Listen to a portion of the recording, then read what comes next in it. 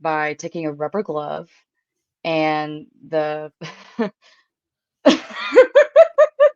I'm sorry. It's a No, rubber I'm like glove obsessed with and this now. I'm obsessed with this now.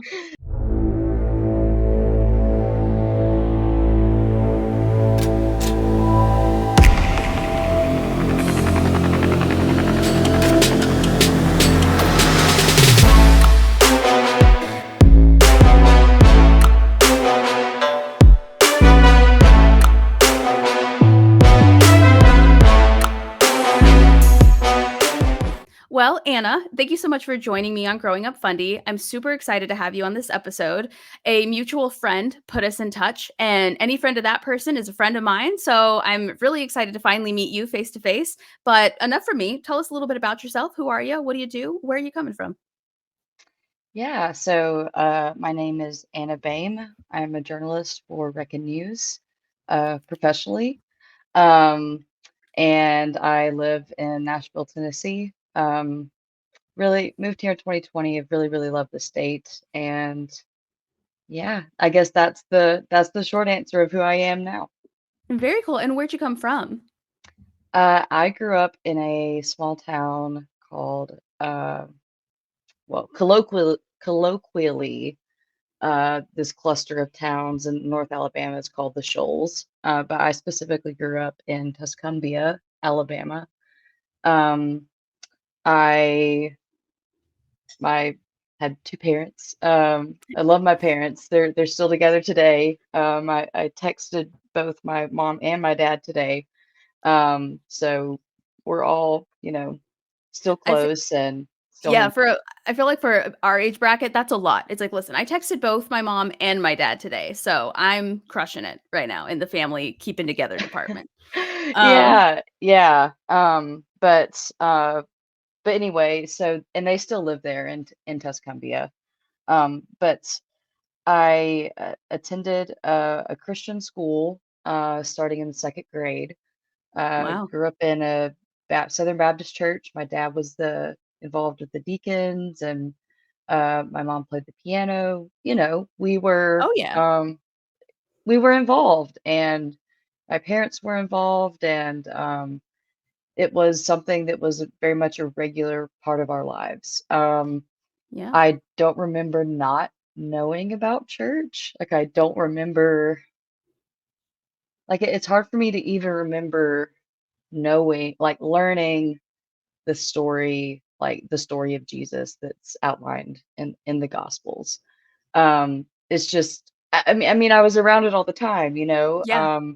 Yeah. I mean, I do remember like make realizing that I wanted to become saved and get baptized. I remember those realizations, but as far as like the whole story and the Bible, like none of that ever was like introduced. It just seemed like it was something that was always there because it And you was. yeah, I mean, that's a great question. Like, you've got me thinking because I was raised Southern Baptist too. hmm I don't remember the intro. It was just around. It was And just I bet always you could there. still say that ABCs of salvation, right? I could also say John 3:16. That's the only Bible verse I could say, to be honest with you. That's the only one I ever memorized. Did you have Awanas? Oh, yes. Yes, I did Awana. I had all the patches. I don't That's remember hilarious. what book I finished. I think I maybe finished the green book, but I don't know if I went beyond that. Yeah. We did sword drills, did all that at school as well. Like we had to memorize a Bible verse every single week for school, and I did that from second grade until I graduated. So, Like the whole uh, Bible. 10 years. Yeah, I mean, I've read through the whole Bible. We had Bible class. I got a grade in Bible class. So, as far as like the exposure to Bible and doctrine that I've gotten has been really immense. And I did take advantage of that. Like I was very studious about um reading the Bible and studying and understanding. And when I started doing that, I did start asking some very serious, pressing questions. That's always how it starts. That's always how it starts. Yeah, but what was interesting to me was like in my experience, like I had had these spiritual experiences that were just so profound to me that I didn't need like a verse or anything in the Bible to like, or any like holy scripture or confirmation from anyone to tell me like this was something like divine and impactful. I knew. I didn't need anyone to tell me that.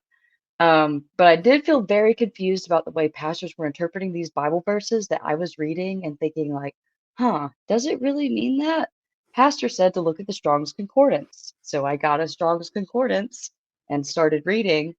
And I had a lot of questions about how things were being interpreted and how things were being taught, and that landed me in a little bit of trouble. Not that I got like in trouble with my teachers. I did have a Same. teacher threaten to send me to the principal's office. She never actually did. She did go talk to my mom. uh, Yes, but yes. my mom defended me, so thanks, mom. Yeah, yeah, that was same. You ask questions that, like, you don't mean anything by it, you're not trying to be precocious, but you're just on one end, they're saying, "Learn, be curious," and then on the other side, they're saying, "Don't be too curious, like, don't ask too many Yeah. questions." Don't go Yeah, over there. Don't be yeah, curious about that. yeah, Only be yeah, curious about this from these yeah. people. Do you remember any of the questions that you got, like, in low-key trouble for? Because I certainly do. I do. The big one was faith and works. Specifically, I think it was Galatians. I'm sorry, I'm a tad rusty on all of my uh Bible memorization, but I I used only to know be John far 3:16, so you're good. You're right. good. I used to be far sharper and could just name them off. But the whole discussion between like, what is it? Do you have to like do good stuff to be saved, or is just saying on your deathbed, Jesus, I'm sorry, forgive me, come into my heart. Is that enough? That was something that was Yes. constantly brought up, Yes! constantly. And I'm they talked so about glad you said the that. thief on the cross. Like we had to give a like a written essay answer question to in my Bible class about the thief on the cross and like what happened to him. Jesus Yeah, said, "You'll be with me in paradise." But Paul says faith without works is dead. So which is it?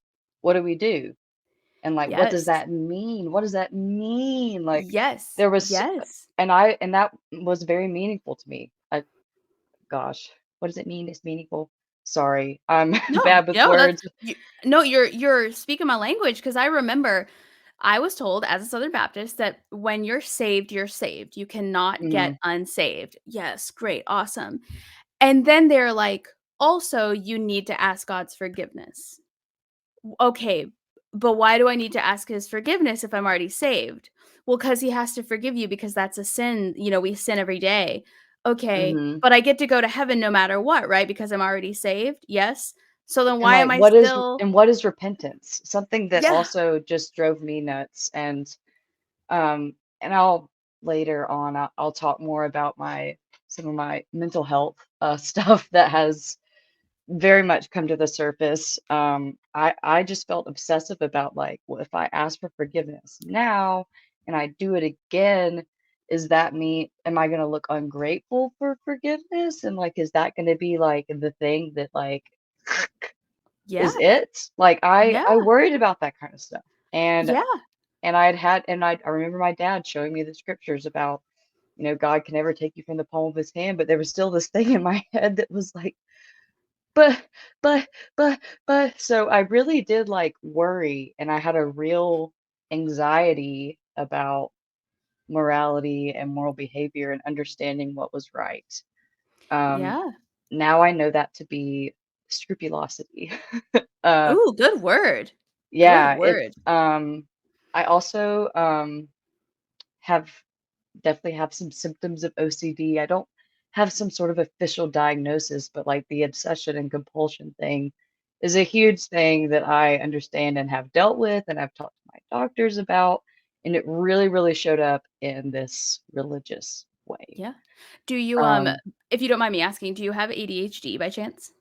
I don't have a diagnosis, but I probably do Yeah, for because sure. everyone, including myself, that I've ever talked to on this podcast all of us who have had ADHD got in trouble for asking too good of questions in church. We're obsessed with becoming the perfect evangelical child. Like we wanted to be it. That's what people don't understand when they talk to Mama, me I as an was a virgin on atheist. my wedding night. I Yes. tried so hard. Like, Yes, yes. Like that's what makes me crazy when people misjudge atheists is they're like, "Oh, I bet like you just didn't know God well enough." It's like, "No, trust me. I knew God better than anyone else. I wanted so badly to be hmm the perfect little evangelical child." That's like, Um I've been in the meeting rooms at the back of the church after service. Okay, dude. Like, Yes. Like, I have I did read it. the whole Bible. I've read the whole thing cover to cover. Like, you cannot tell me I did not want to know God enough. Um, and so, I mean, it sounds like everything you're saying would have sent you down the, like, path to maintain Christianity. So at what point were you like, "This doesn't necessarily track with what I feel like I'm supposed to be doing or thinking or feeling?" Well, I mean, I had lots of questions about lots of different things throughout my life, but then the rubber really hit the road when I got married and lost my virginity. And I've written about that Yeah, and I can send you the exact links to the story with my sure. op-ed about parody culture. And I don't want to waste time just retelling what happened. I want I want people to read my article, but I basically I had this huge anxiety reaction and it persisted. Um, and when I realized what was happening, I just felt so crushed and confused. Yeah, Like, I don't understand why this is happening. Like, no one told me this would happen. No one prepared me for this. There was no, yeah, it felt so alienating and scary and weird. And then right. from there, so I got married in 2015. Uh, 2016 was the election of Donald Trump. Yep. Um, and I was also entering my journalism career. So this is like a lot of things A happening lot. all at once, in retrospect, when we think about like how evangelicalism has grown and changed in America and how it's been increasingly politicized. And I saw the pastor of the church I was serving in stand in the pulpit and say, "Trump train, choo choo." And I was just kind of mortified.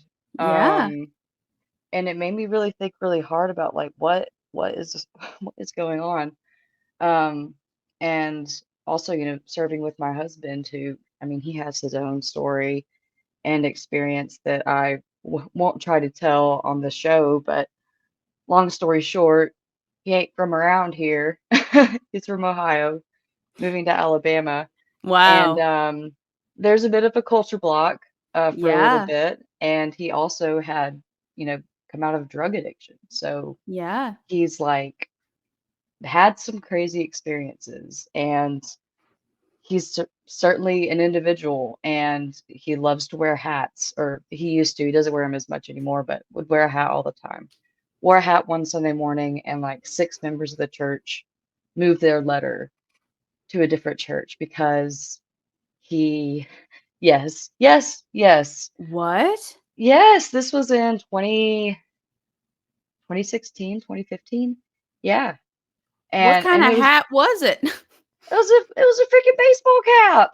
It was like a Los Angeles Dodgers or like Boston Red Sox baseball cap. And they were just that offended by it? Absolutely. But you know what?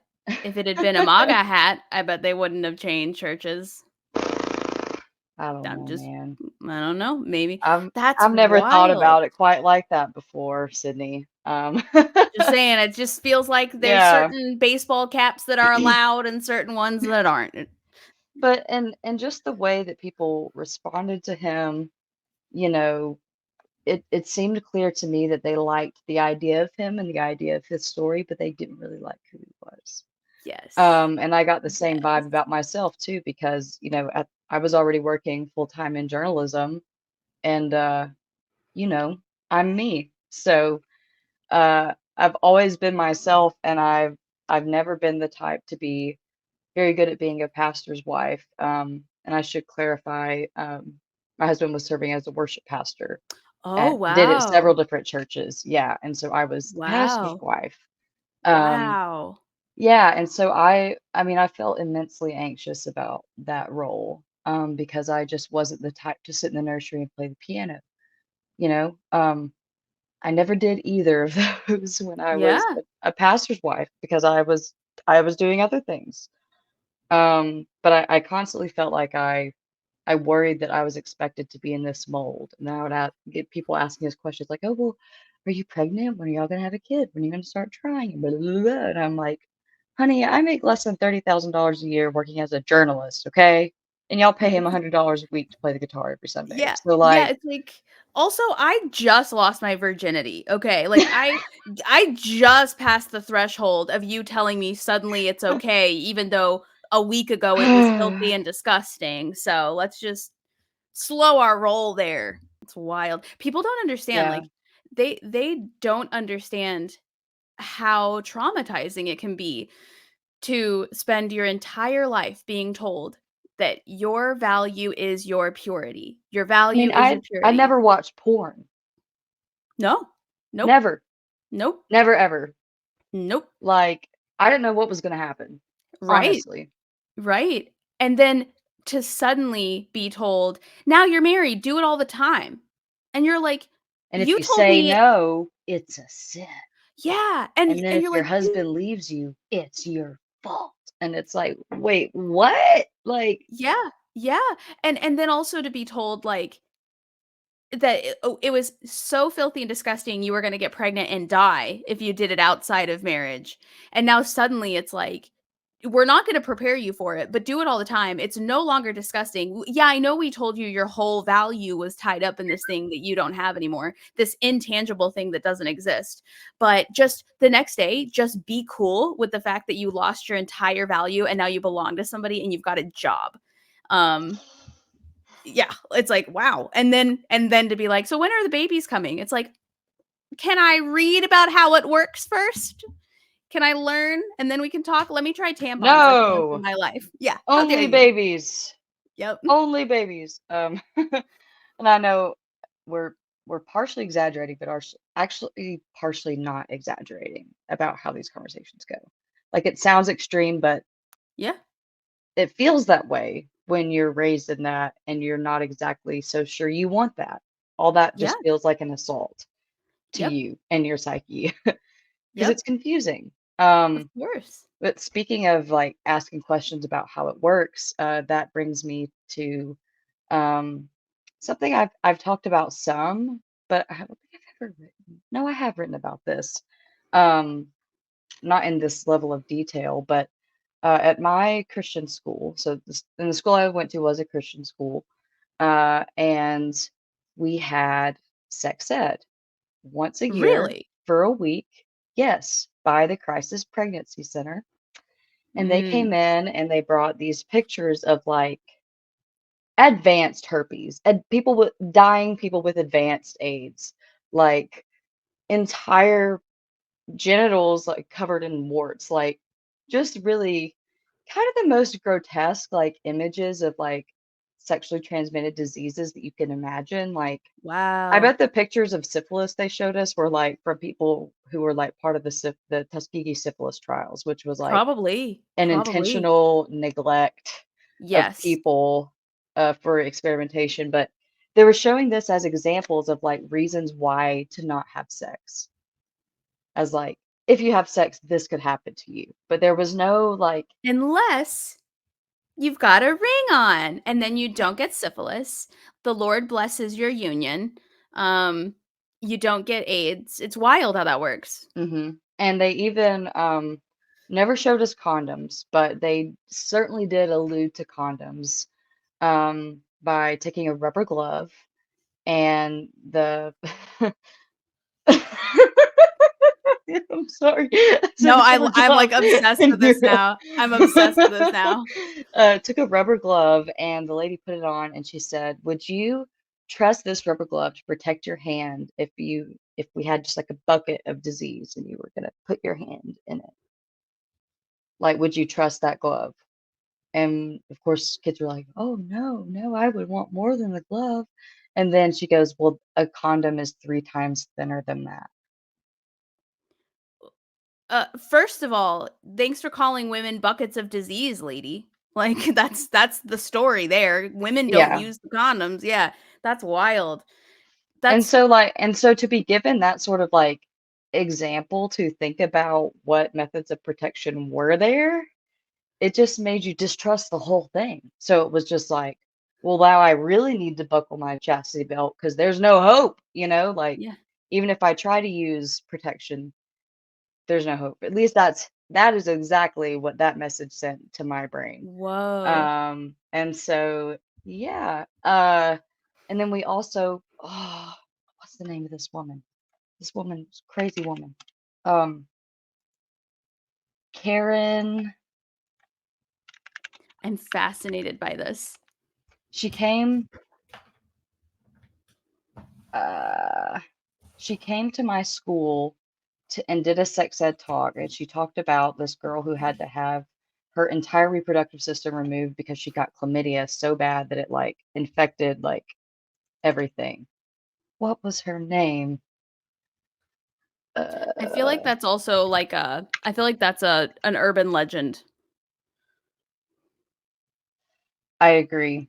If I can find this lady, it's somewhere in my YouTube history, but I can't find it right now on the fly, and I don't want to waste time. But she came to our school and did a presentation and talked about how bad porn was and how it was going to ruin your marriage and how like you might be a sterile because you got an STD from being promiscuous as a kid. And like, so there's all these things in my head of like, I'm gonna ruin my marriage. I'm not gonna be able to have any kids. I'm gonna be harassed because I can't have any kids. And it's gonna be Yeah. because I was sexually exploratory when I was younger, and my Yeah. life will be ruined, And my vagina's gonna fall off. Just rot and fall off. But I think about like how heavy that felt to me as a Yeah. kid. And it was like as I grow up and I actually talk about this out loud, because I've been ashamed about the weight that this pressed on my soul for so Yeah. long, because I was just like, Anna, you're like, don't be silly. It's like if you say this out loud, people are going to be like, oh, well, that's silly. But there's actually a lot of people who felt a similar weight. Would you say you agree? Like, I'm just curious. Yeah. Can't be the only one, right? Oh, no, no. Like, so many people feel that way, and they either know it and they're trying to figure out how to process it, or they literally come to realize it, and they're like, "Oh, shit. So much of what I thought was tied to other issues in my life all comes back to this." I don't even wanna say education, this lack of education and this lack of Mhm. information and this misinformation. Oh, yeah, like, I know people who are well into their atheist belief system, and they still have issues related to purity culture and misinformation, and they're still it's just wild. It's like borderline abuse, to be honest, in some instances. It's just wild. I know I was when I spoke earlier about my op-ed. When I published that in December 2020, like I remember when I was writing it, because I just kind of pitched the idea. I was like, I feel like I should write about this. So I was just telling my coworkers casually, like, oh yeah, casually I had a panic attack on my wedding night because I was so nervous. And they were like, huh, do what? Huh? Like, you've not talked about this? And I'm like, no, should I? And my coworker Abby Crane really encouraged me because I had sent her like a first draft of it, and she was like, "No, keep writing. Like, I need more. I need more." Yeah. I was like, Yeah. "Okay," but I still didn't really think anyone would read it. But after it published, I got just a flood of response from I bet. people who went to my Christian school, people who I grew up in church with, people that had just found the article, uh, family members. Like it was crazy. And I'm still like shocked when I think about it. Like it's like I feel like every time I think about that those few days afterwards, I just get this like far off stare because that's how it felt. Was just Yeah. like, what? Yeah. And for every person What? who's telling you about it, for every person who's writing in and talking about it, there's probably a dozen who aren't saying a thing. Yeah. Mhm. Like, the number of Yeah. people that I hear from that say, like, "Hey, I want you to know, like, even though I can't subscribe and I can't share the link and I can't have this on my phone and I can't be seen with it, I want you to know I listen." You know, I'm Mm, willing to bet with articles like yours, for every dozen people you hear from, there's so many more that you don't hear from that are looking and reading and watching and totally relating to it. yeah, and really that was what kind of launched this into kind of becoming its own beat because at the time when I wrote that op-ed, I was not writing about faith, sex, and politics. I was writing Yeah. about lots of different things, but I wasn't so focused on that.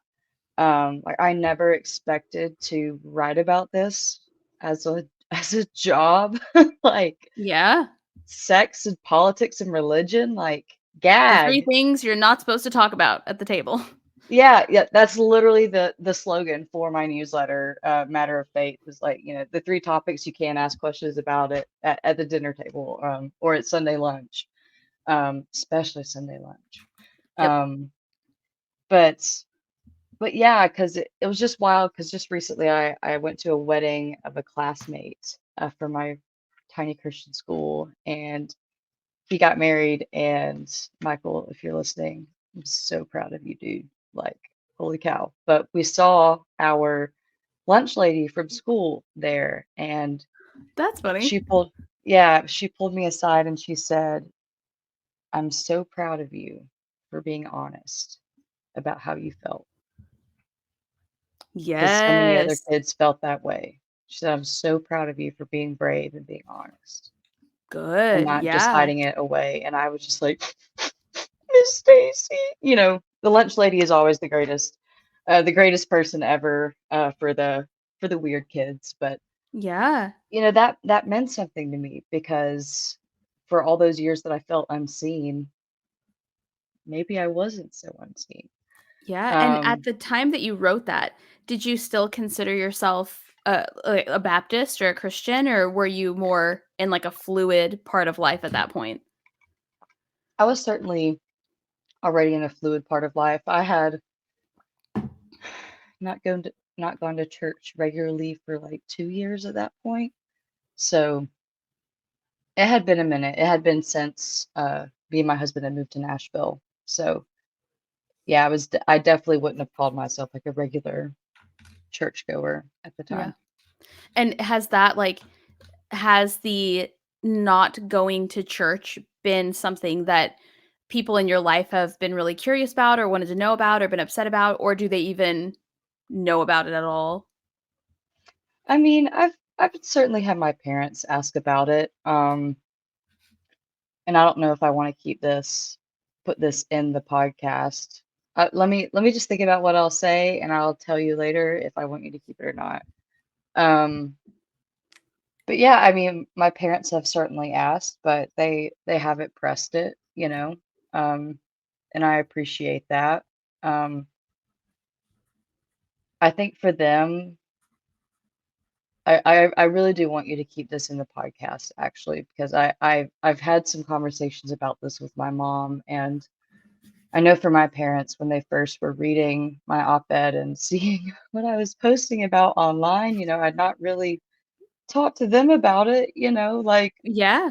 but how do you, as a 26-year-old, call your dad, be like, "Hey, dad, by the way, I was traumatized by a purity culture and it ruined my wedding night." Like, I can't just, Right. you know what I'm Right. saying? And so I hadn't talked much about it. And I think for them, especially for my mom, when I started being more open and candid about the ways that the modesty rules and the purity culture made me feel, she was really upset because, like, she told me, I thought I was protecting you by sending you there. I thought that's what was right. And actually, the lunch lady, Miss Stacy, said the same. She said, "We thought we were doing the right thing as parents." Mhm. And I do believe that. Like, Totally, I totally. believe that 100%. Yes. And I don't blame my parents for anything that I went through. I No, I I no. really don't, because the number of parents who've told me that they had no idea is astonishing. And it's not just my parents. And I know that that means that there's something much bigger going on with the way Yeah. that parents trusted the system. They said, "Okay, hey, yes, I trust you to take care of my kid and give them a good education." And there Yes. were some cracks in the way, but Yes. where was I going? Oh, my mom felt a ton of shame, I think, about the ways that I'd been affected, but she recently told me that, she's processed a lot of that stuff, and I was like, "Good, because it's not your fault, Yeah. and it never was your fault." Right. And And I that's I think about that something. all the time when I especially when I Mm, interview people and I talk to them, I'm like, our parents literally thought they were doing exactly what they were supposed to do. They wanted us to yeah, make it to heaven. They wanted us to be good model Christians. They were those are not the people you should be upset with. You should be upset mm, with the people controlling that narrative and that establishment and telling people that's what they have to do. Y- Our parents learned the same purity rules that we learned. Their parents mhm, learned the same thing. It's just generations of people saying this should make you ashamed. This makes you a good Christian. This makes you a good wife. This, like just reading the Bible and interpreting what they want out of those scripture. Don't be mad at grandma for that. Grandma was mhm. literally just doing she if anything, you should feel flattered that grandma wanted to make sure you made it to heaven, right? Yeah, Misguided, but doing her best, you know? right, and that's what's hard, I think, because I think especially, I feel like I sound like a therapist right now, gag. No? Um, but it's like if you think about how people respond from like a traumatized perspective of like protection, safety, like there's can very much be that gun instinct of like, well, I hate you for what you did to me, to Yep. have that sort of lash out anger. Um, and I mean, I can't say that I've not experienced anger because Right. of some of the things I went through. It's not towards my parents, it's towards Right. other people, but it can be easy to let that anger just be consuming. Right. Um, and I don't know, that's been a big journey for me, but I've never ever blamed my parents. I hate that they feel shame. I mean, because Mm. Lord have mercy, I felt enough for all of us. So it's like, please don't feel any more. Like I don't want them to feel bad. Yeah. I don't want people to feel bad or sad about what maybe they accidentally put their kid through. But I do want you to be aware, and I want that awareness to drive your actions, which is why I Right. started writing about this and focusing my journalistic tendencies toward um, reporting on the ways that sex ed and religion and the amount of money the government sends to Israel is all connected. Yeah. And it can be a bit of a confusing web, but that's why I'm here to try to talk about those things and bring those real life, everyday things that you'll have to deal with as a parent or as a student, like sex ed. Yeah. Those are real day-to-day things and real day-to-day conversations. It's actually, I think, one of the most human conversations you can ever have. Right, right. Um, And and based we on the need. response that you got, clearly it resonates with people, and clearly there are people out there thinking that they were alone in their thoughts and their experience until you said something, and they were like, "Oh, thank God somebody said something. I'm not the only one. I'm not alone. I felt so embarrassed. Now I realize this is normal." Mhm. And if people truly want to stop these things from happening, if they truly are ashamed that their children and their grandchildren are being made to feel this way, you can't silence these conversations. You have to Yeah, let these conversations happen. and I feel so fortunate to have been able to have so many good conversations with people in my life, that I care about, and people in my life that I just meet through work or through walking down the street or Yep. at the doctor's office, about these things. Like last time I went to the gynecologist, I was educating them about HPV and oral cancer in men. So That's also need cool. a link about that too. Yeah, guys, get your shots. It's not only for ladies. Gardasil is not only for women, it's for men too. Very important. Interesting. Yeah, yeah. And so there's conversations like that that you don't think about, and the ways that even the HPV vaccine has been politicized and puritanized to be like, oh, this is for sexually loose youth.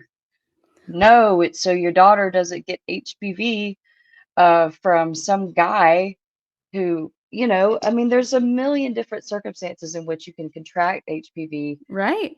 whether you did something right or wrong or Right. whatever the circumstances.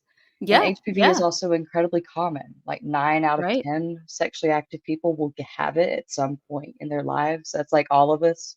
Like me and you Right. probably have it, Sydney. Yep. Like I mean, it's it's as simple as that. That's how common it is, and it has nothing to do with your Like promiscuity. morals. Yeah, it has nothing to do with your Yeah. morals or your moral worth as a person. Yeah. It's just a fact. It's like getting a cold, truly. Yeah. Yeah, Um, and so many people don't know anything about it until they've already got it. And I feel yeah. like that goes with so much, like, sexual health stuff.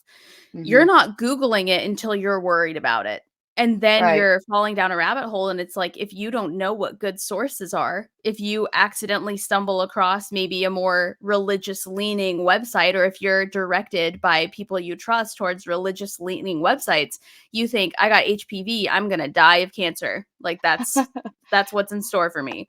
Yeah. Yeah. Well, and what's so heartbreaking about like HPV in men specifically is like men don't know they have HPV until they have cancer often. Yep. And then they're tested and the doctor says, "Oh yeah, this is a HPV related specific type of cancer." Wow. And that's sad because we don't really have a way to test men for HPV until they already have it and have like That's symptoms of like wild. genital warts or throat cancer. Yeah, Wow. we don't have a way to know like we do women. Like That's a women have first. yeah, I feel like usually we're yeah, on the back burner with this kinda stuff. Wow. I'm yeah. actually impressed a little bit. What's and I get into this in my reporting. This is good like actual stuff to show that I am a journalist and do read Yeah. and write about things Yeah. for the interview, but yeah, the 5-year survival rate for cervical cancer is still very bad. Like stage Really? 4, it's like 17%. Yeah, it's really bad. Wow. And it's not budged since the 80s, I believe. Um, Wow. we've also not created like a new, less invasive, less terrible way to test and like take samples for cervical screenings as well. Because currently, as it stands, if you have an abnormal pap smear, you go in for a coloscopy, which is where they basically take a hole punch and punch a hole out of your cervix without any numbing or anesthetic or anything. Yes, ma'am. What is Yes, it okay, ma'am. what is it about women never getting any kind of anesthesia when people are gonna take chunks out of our ovaries? What's up with that? What's going on? I Like, don't know, but have you listened to the latest Wondery podcast called The Retrievals?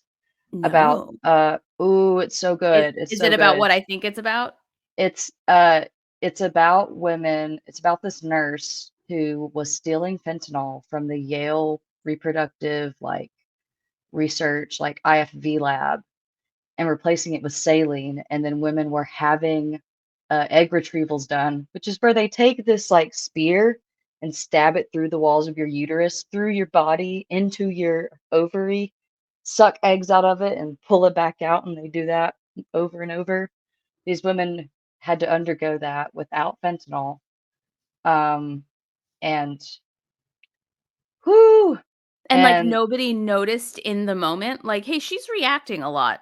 nope, they Like, didn't do anything. They were just like, "Oh, well, we gave you all the fentanyl we can give you." And they're like, well, I'm obviously very awake. I should be like a dead person by now if, if you gave wow. me that much fentanyl." Jeez. Yeah. and I know that's a rabbit trail, but yeah, it's a sadly consistent thing that just seems to be Wow. um, Also, never ending. I think it's also interesting that in the areas where they do get so much more advanced with women's health, it's because they wanna blame us for something. It's like, "Yeah, we're gonna have the most advanced HPV testing for you guys so that 100% of the cases are found in you guys. 0% are attributed to men."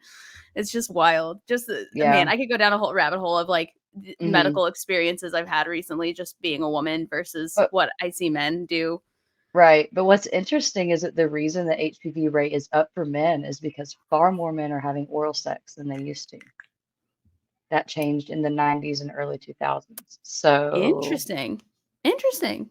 Hmm. yes, but women are far less susceptible to throat cancer for whatever reason, because it is far, far less common to see a woman get HPV and have throat cancer. If she has HPV, it's probably going to be cervical cancer. Um, Interesting. Hmm. yeah. I'm learning so much today. I had no idea. Oh yeah. And I'm actually just working on a story for next week about Gen Z's sexual habits. I think it's some like They're 38%. wild. They're Yeah, wild. some like 38% of Gen Z said they wanted to be in a polyamorous relationship or some sort of open relationship. So I'm like, man, the 70s are back, man. The 60s I and 70s are back. I I will say this. I will say this at the without getting any more graphic. I have never heard so much about eating ass as I have since Gen Z has joined the internet. I've never heard so much about it. They like that is their favorite thing to do apparently according to TikTok. I don't know. That's just a whole I'm so confused. Like have at it, live your best life, but it just came out of nowhere and I was not expecting it to be honest with you. It was not on my Gen Z bingo There's card, gotta just be so honest. much enthusiasm about it is what's So much like, enthusiasm. and there's like droves of people, and it's like, It's just everywhere, it's just all are over the place. y'all all watching the same porn channel? Like, what's going on with everybody having, yeah, Yeah, yeah. that's the So, wildest thing that I think about when I think about Gen Z, and but and I never imagined that I would be writing about those things as a job for money, to pay my mhm. Yeah, bills. But it's real stuff, and it's real things that people really care about, and that's why I insist on doing it. And I'm yeah, really grateful that Reckon has let me write about some really interesting stuff with some interesting headlines I never thought yeah. I would ever be writing. Yeah, and do you think that if you had to guess, do you think that your experience with purity culture has actually enhanced your ability to research these topics and write about these topics? Do you think there's any tie-in there, or do you think had you not been raised with the same purity culture, you'd still be interested in writing about these things? Um, I'm not sure, honestly. I do know that I do have a very close friend of mine who did not grow up in the purity culture environment. And she is just immensely interested in everything I write about. So, there are the people like me, and then there are also the people like my friend Tanya who have never seen it, and they're just like, "Whoa, what is this? Like, I've never seen that before." And I Yes. think that there are many journalists that come by purity culture in that way. But I think what I offer that's unique is the lived experience because I feel incessantly belabored is the most fluffy writer word I could belabored by the way that a lot of these stories are framed because it minimizes people as being like stupid or gullible or like I constantly hear the term like sheltered as some sort of like derogatory way to describe the way someone was raised. As if And you did that to yourself, which is like right, right. And also like as if every person doesn't grow up in their own ecosystem of the world and family. Like we all have that bubble of the mm, way we grew up and those formative things that happen. So I feel incessantly just belabored by the way that religious people are talked about, that people who've deconstructed from the faith are discussed online by pastors. And I just feel like there has to be a more authentic, honest look at what's going on. And I think I can, hopefully, it's my goal to pull that together and give people an honest look into uh, the evangelical world that I grew up in and the frameworks that I truly felt were laid out for me growing up and what all of that has led to. And it's Yeah. been a mixed bag of things, but I think if we don't have that kind of bigger view of it all and that capacity to look at it and talk about it in that way, we're never going to get anywhere with Right, this. and people fear what they don't know. And Hmm. so if you can help them know more about things, whether it's sex related, spirituality related, whether it's politically related, why wouldn't you want to let the world know as much as they possibly can? Right. And I think also having that personal experience, if anything, I would say that might add a touch of care and sincerity to your writing as opposed to the kind of, I don't want to say sterile, but I feel like when people are writing about something they didn't experience, It is there's somewhat of a sterile. detached, yeah, like a detached nature. Whereas when you have experience in it, I wouldn't say that it makes you biased. If anything, I would say that it makes your voice a little bit more, what's the word I'm looking for? A little bit more, I don't wanna say genuine. I don't wanna say that other writers aren't genuine writers, but it makes, it puts a level of care and a level of sincerity in the narrative that just doesn't come with the same writing from somebody who hasn't experienced it. I feel like that was a very long way of saying there's just a thing about it. There's just something in it that makes it more,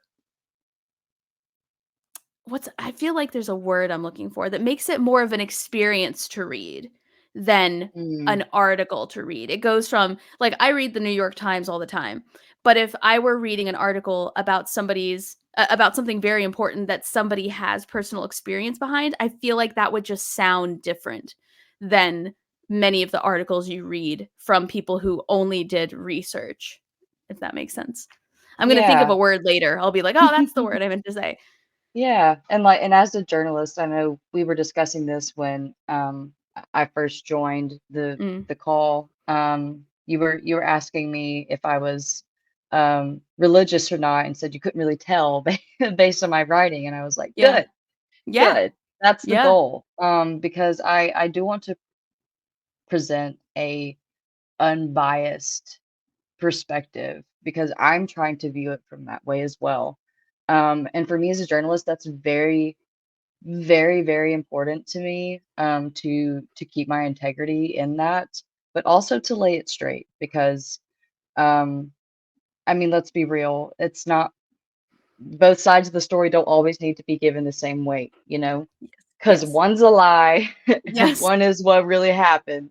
Yes. Um, and so as a journalist, that objectivity is important for me to consider, one, because of like who I am. I mean, I'm from the woods in Alabama, and so like my whole experience certainly frames the way I view the world. And I've not been shy about that, but I do also think it's very important to remain objective and curious. Absolutely. Curiosity is the term that I have tried to live by throughout, well, in my life, but also in my reporting. Is like just be curious, just ask, because you Yes. never know what you'll find. So that's what I would encourage people to do when they approach my work.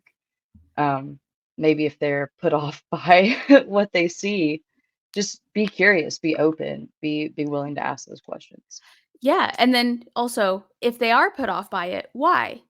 Ask yourself why. What is it that puts you off about something? Because even if something is the opposite of what you want to be experiencing, I feel like there's still a learning opportunity there. It's like, what makes me uncomfortable? Is it the topic? Like, what is it that I seemingly cannot process in a way that's enjoyable? Um, because oftentimes I found personally that the things that made me the most uncomfortable ended up teaching me some of the most important lessons.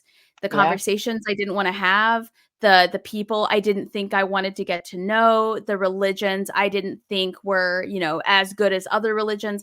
When I finally was exposed to them and interacted or engaged with those things that made me so uncomfortable, I learned so much about me as a person and why it was that I reacted in certain ways and how different I actually felt once I really looked deeper into these things. Um, yeah, so you might learn something. You being anybody listening, Yeah. you might learn something, even if it's why things make you uncomfortable. But, I mean, well, I Anna, feel like I learn something every week, and that is not an exaggeration. no, not at And all. it's a joy. I think it's a joy. Sometimes it's overwhelming, given the Yeah, state of the world. yeah, But yeah, I think it's very important, and that's why I'm a journalist. That's why I write Matter of Faith. That's why I do right. it. Yeah, I talk to people all the time who we could not disagree more on the topics that we're talking about. But in having conversations about those things, we discover a lot of things we have in common. And it's very interesting. We still leave the conversation disagreeing entirely on the things we disagree on, but there's that middle ground that I think is important. People are people, and the news, I feel like recently with like the 2016 election and things have made us dehumanize other human beings. And now, granted, some of those humans deserved every bit of dehumanization they got. Some of them just get them off the air. We don't need them. Throw them in the trash. But if anything, I think reading about things that normally would not be in someone's wheelhouse can at least help them understand where everyone else is coming from. If even if they still disagree, even if they still think it's wrong, even if they still don't get it, at least maybe they can see from the perspective of somebody else, and just kind of say that, like, that sounds crazy, but at least I know where they're coming from, you know? Yeah. And Yeah. maybe I sound like a hippie, or maybe I am a hippie, but to me that's the beauty of humanity, is Yeah. like all the weird variety that's just out there, and the beauty of the human story, which, I mean, storytelling is also why I got into journalism, but Yes. to me, Yes. like, to be able to behold that beauty, to me, feels holy. Yeah. To see the beauty of our complexity, and like, why would we not want that? We don't Yeah. want white milk everywhere. You gotta have, Yeah. we gotta have Yeah. variety. So Yeah, and why anyway, wouldn't somebody wanna be at least just a little more empathetic? At yeah, the end of the you might just walk around a little less mad at people that you don't get. But, well, Anna, this has been a really fantastic conversation. I really enjoyed getting to talk to you and getting to know you. And for anybody who's listening, I will link Reckon News in the description. And then, Anna, if you have any favorite articles that you're like, these really embody who I am as a yeah. writer or what I'm Could I working on, plug please. my newsletter real quick? Yeah, absolutely, 100%. Yeah. So subscribe to my newsletter. It's called Matter of Faith. I'll give Sydney the link, of course, but it comes out every Wednesday at 10 a.m. Awesome. It's got a roundup of some original record reporting, and then also some additional reporting from round and about the internet about faith, sex, and politics. And it's just a lot of fun. So come join us.